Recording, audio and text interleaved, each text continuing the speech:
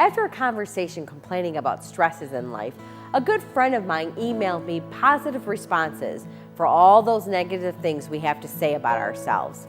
Now, what would Jesus say when we begin to doubt? See, God has positive answers for it all. You say it's impossible, but God says all things are possible. Read Luke. You say, I'm too tired, but God says, I will give you rest. Just read the Gospel of Matthew.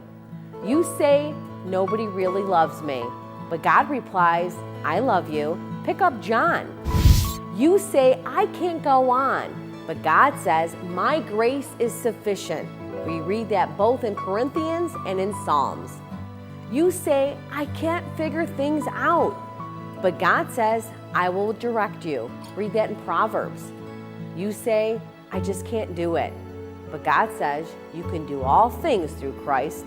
Pick up the Bible and read that in Philippians.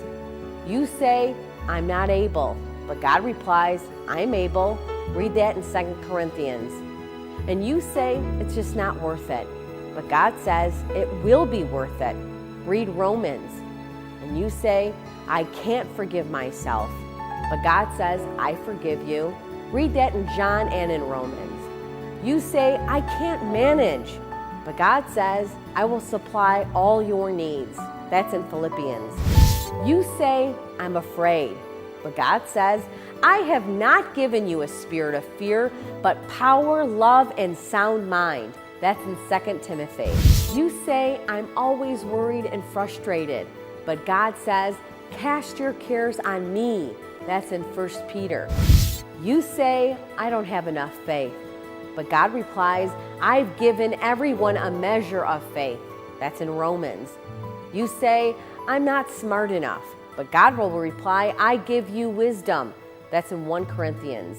And you say, I feel all alone, and God will reply, I will never leave you or forsake you. That's in Hebrews. So every time you catch yourself in a negative talk, stop and really think about what would Jesus say. Imagine yourself standing face to face with our Lord and complaining or having doubts. What would He tell you? If you don't know, print up Psalms 23, and every time negative thoughts creep up, recite it. The Lord is my shepherd, I shall not want. He makes me lie down in green pastures. He leads me beside quiet waters. He restores my soul. He guides me in the paths of righteousness for His name's sake. Even though I walk through the valley of the shadow of death, I fear no evil, for you are with me. Your rod, your staff, they comfort me. You prepare a table before me in the presence of my enemies. You have anointed my head with oil. My cup overflows. Surely goodness and loving kindness will follow me all the days of my life, and I will dwell in the house of the Lord forever. This has been a Christ-centered communication message. I'm Vanessa Denha Garmo, a communication evangelist.